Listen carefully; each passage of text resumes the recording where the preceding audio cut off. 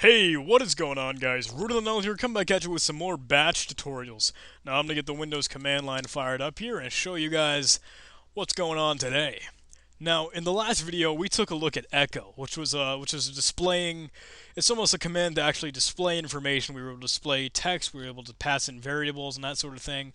But that's kind of exactly what I want to talk about. We were actually passing in information to the echo command, because when we ran echo without any arguments or anything after it, it displayed echo is on.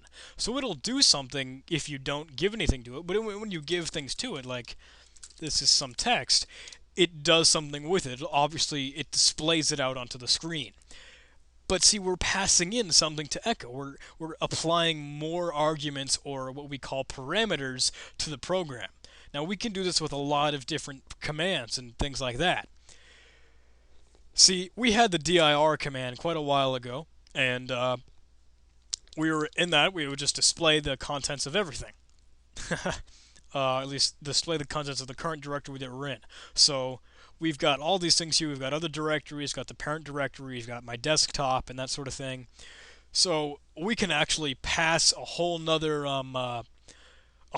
file system or a whole nother path to the dir command, and instead of looking at the current directory in your shell, it'll go ahead and display the contents of everything in that folder that you pass to it. So if we passed in dir and then we used a space right after it to denote a whole nother argument set, if we did dir desktop, it'll display everything in my desktop. See, directory of C users John Hammond desktop.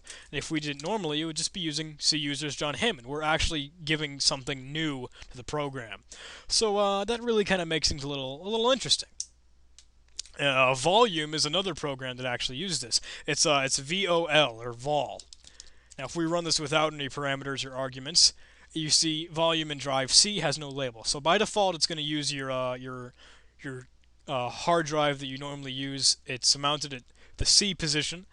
You're on C position. See right here, the C colon. It'll use that one by default. But if we passed in like the D drive, it'll take a look at that one. Volume in drive D is recovery instead of the one that we were looking at in the C drive. We can use E. That device doesn't happen to be ready. We can even use ones that aren't actually set up yet. The system cannot find the path specified. But all I'm really trying to show you in this video is that you can send in or just supply more arguments or parameters to a command statement to have it act in a different way, to have it do something new with the information you're giving it. And we did that in Echo, we did that with dir just now, and we did that with volume.